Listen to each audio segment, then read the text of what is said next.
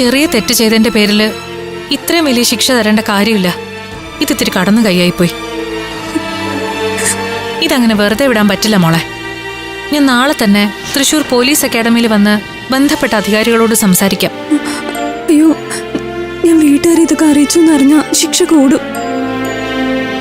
പിന്നെ അങ്ങോട്ട് എനിക്കിവിടെ നരകമായിരിക്കും ചേച്ചി. ഇവിടെ ജോലി ചെയ്യുന്ന പോലീസ് സർവീസിൽ തന്നെയുള്ള ഒരു ചേച്ചി ഞാൻ പരിചയപ്പെട്ടു. എന്തോ ചെറിയ കാര്യത്തിന് ശിക്ഷയായി അവരിവിടെ ഒരു ഓർഡർലി ഡ്യൂട്ടിക്കിട്ട് പീഡിപ്പിക്കുകയാണെന്നാ പറഞ്ഞത്. സർവീസിലുള്ളവരുടെ അവസ്ഥ ഇതാണെങ്കിൽ ട്രെയിനിങ്ങിന് വന്ന് ഞങ്ങളുടെ അവസ്ഥ എന്തായിരിക്കും?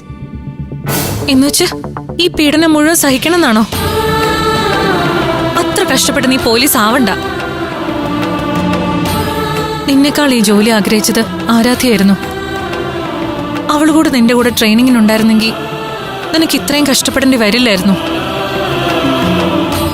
നീ ഒരു പാവമായതിന്റെ കുഴപ്പം ആതിരെ. നമുക്ക് വേറെ എന്തെങ്കിലും ജോലി നോക്കാം മോളെ. നാളെ തന്നെ ഞാൻ വന്ന് നിന്നെ കൂട്ടിക്കൊണ്ടുവരാം. അതൊന്നും വേണ്ട അമൃതേച്ചി.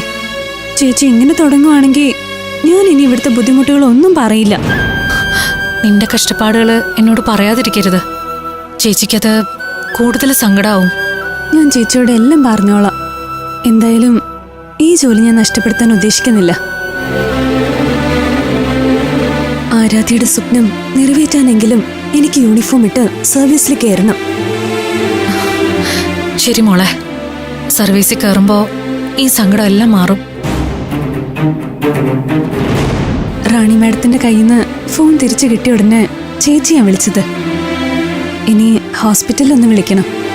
അവരെ വിളിച്ചിട്ട് നീ ഉറങ്ങുന്നതിന് മുമ്പ് വീണ്ടും എന്നെ ഒന്ന് വിളിക്കണേ. ശരി അമൃതേച്ചി.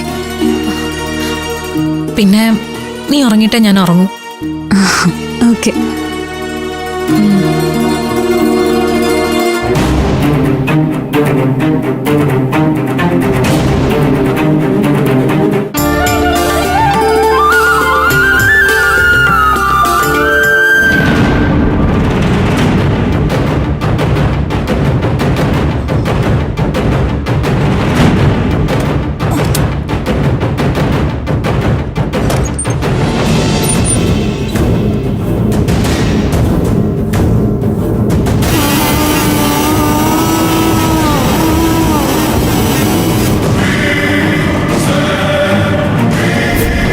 ഇന്നിവിടെ എന്തൊക്കെ പൊടിപൂരാണോ കർത്താവേ നടക്കാൻ പോകുന്നത്.